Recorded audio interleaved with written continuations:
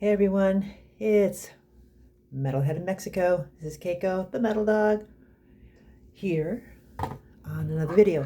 Not um, quite back in Mexico yet. Some family things came up, and I'll cover that in another topic, probably a midlife Gen Xer section. Um, so today, it's been a little overdue to discuss heavy metal, so I'm going to do that. And I'm really happy to talk about this particular band because I think they're pretty cool. Um, I'm going to be covering as part of my topics of all things Mexico, all things metal, and all things midlife. Today's topic of metal is going to cover a metal band from the global south called Arka'n Asrafokor. And they are a Togolese band from the country of Togo in the continent of Africa. And I really like these. I've been having quite a kick lately in the last like 5 years or so, getting familiar with bands that really channel their folk cultural roots and infuse that somehow with either metal or metal themed or dark themed stuff that tends to kind of trend toward metal and is welcomed, and the metal community is very receptive to. So to break down the name of that band is Arka'n Asrafokor, and that is Arkan is loosely translates to the either a dark or hidden side of the universe, or the things that you see and feel outside of your regular senses.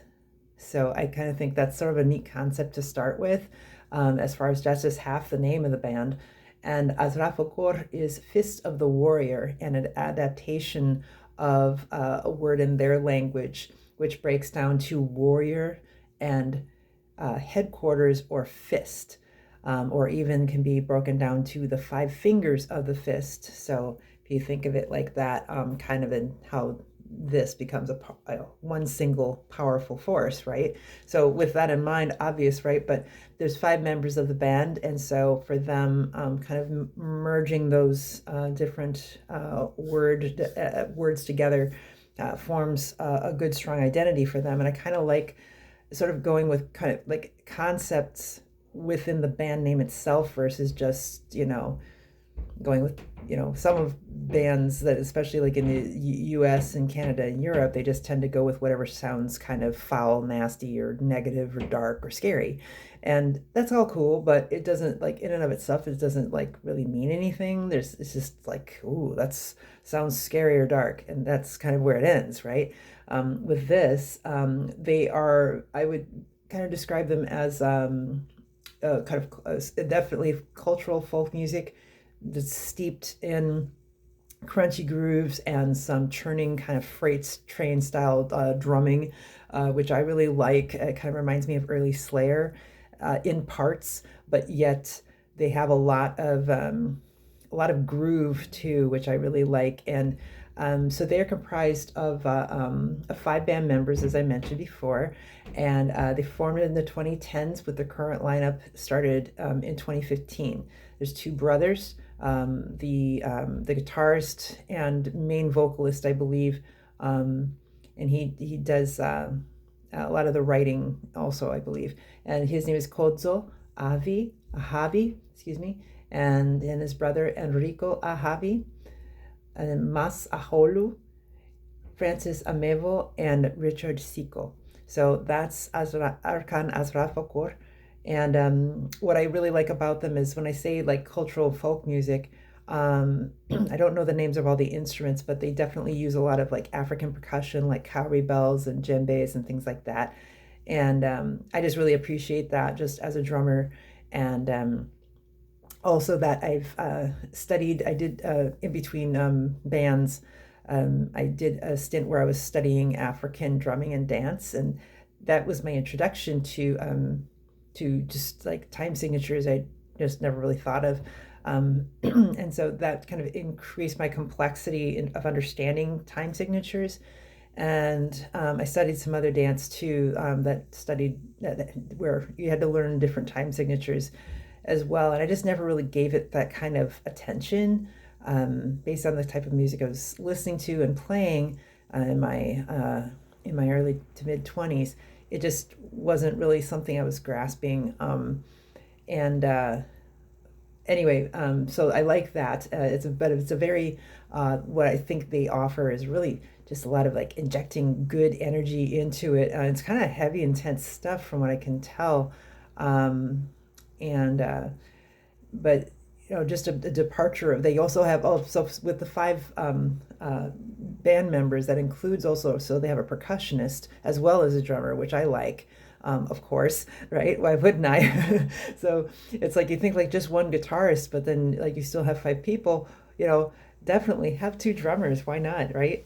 That's so much better. I won't lie, I have a bias with that, but maybe it's just because of like I've been in bands that had two guitarists, and the amp wars were real. I'll just say that. Hey, any drummers out there who might kind of know what I'm talking about? Drummers or bassists, I guess I would say. You have the benefit of being amplified, but dealing with in bands with two guitarists, I have to say that's. I may come across a band in the future that I work with that's cool that has two guitarists, but I am honestly, I had a overall my takeaway was not good.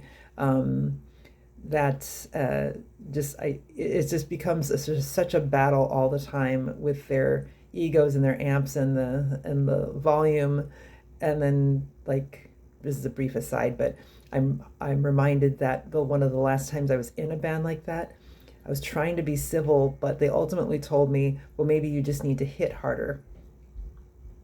They've got 100-watt Mesa Boogie cabs in a 15 by 20-foot space, and they're telling me to play louder.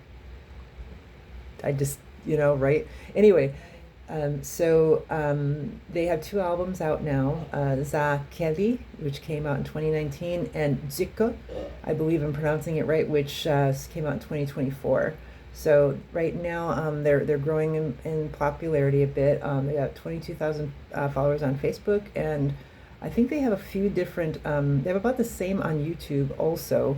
And there's a separate topic of their band that has a couple thousand. So they're growing and they're getting international recognition. And I follow them on Facebook, and I will share a link to their page if you're interested in what they sound like, and um, just checking them out. I just think they're really good. And it's a nice departure, I think, from a lot of the more Western approaches to doing metal. It's just, I mean, it's cool and everything. I still like a lot of it, but it's done, and I've heard it, for the most part. And so this is a nice breath of fresh air to me, as a Gen X metalhead who feels kind of like I'm looking for new sounds, because I'm kind of done with a lot of the old. I'm kind of done with the obligatory solos through every after the second chorus, and you know 3 to 5 minute noodling and all that kind of stuff. It's just, I'm done with that. So these guys, even though they do solos, it's a lot more sparse, a lot more selective, and they're just all really good. The recent gigs that I saw on Facebook were they had some shows in Scandinavia, and so I'm going to check out those videos because I'm kind of excited to see the receptiveness. Seems like it's been really, really good. They're being I sometimes, honestly, I worry sometimes with metal community is generally really receptive, but just sometimes there are some ilks of heavy metal in the some of the black death metal, where there is some like undertones that have some like supremacist elements in it, and so I always kind of worry when a band first starts to grow and they go into like territory like that, and I go like, oh God, I hope they're gonna be okay there, and it turns out like I guess in Scandinavia they've been well received. So awesome. To hats off to anybody who might be a metal fan from one of the Scandinavian countries. Hopefully, if you've had a chance to check them out live, comment below.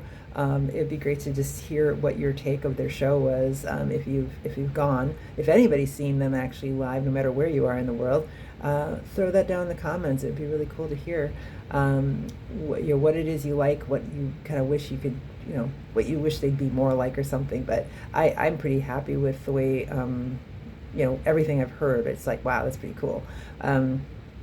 So for me, a somewhat selfish uh, element, I'm hoping that they make their way to Mexico, in the next year or two. Hopefully, I'm in central Mexico, so hopefully, like Mexico City, Leon, or Querétaro might be on their radar. Hopefully, Latin America is somewhere, in the mix, and if it is, they can, do some select shows there. So that would be really cool. I'm going to keep an eye out if I can. And the band, if you happen to be if you happen to be watching this, throw a comment down there, so in my comments, so that I can share, and we can share with the community and help your word about your awesome music grow. So horns up to you guys. Anyway, I am going to part with a quick little sample. I can't play much of it, but just so you can give them a listen. So.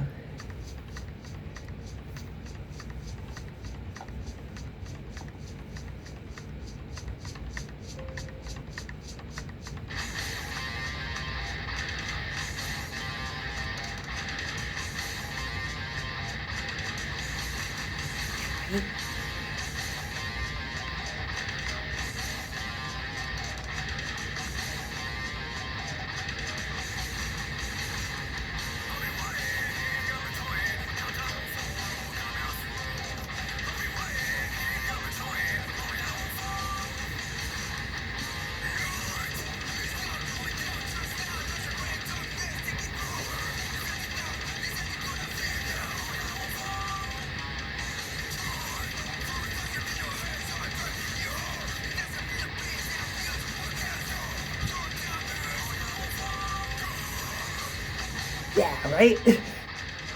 Is it cool? It's awesome. I think it's great. Anyway, thanks for watching with me for a second. It was just so fun. I wanna. Now I've just gotta play the same. I have to buy their album first of all.